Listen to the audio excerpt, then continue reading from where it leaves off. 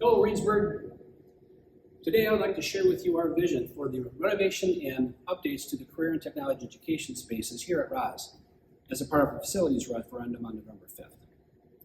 If successful, we envision renovating and updating equipment here in our construction trades lab.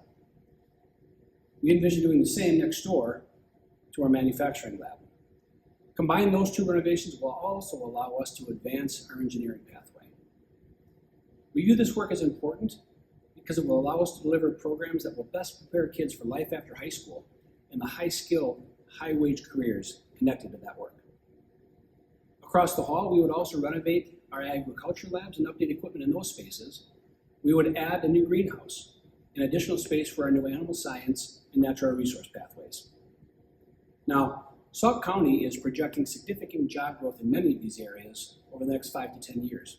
And we view this project as an important component in supporting that continued workforce need. Sometimes growth and innovation in schools forces us to challenge the underlying assumptions of the status quo, to do things differently. The project that we envision here and the programs affected by that project does just that. And it does so to the benefit of our students, our staff, and our community. I hope that you'll consider joining us in our continued pursuit of excellence on November 5th.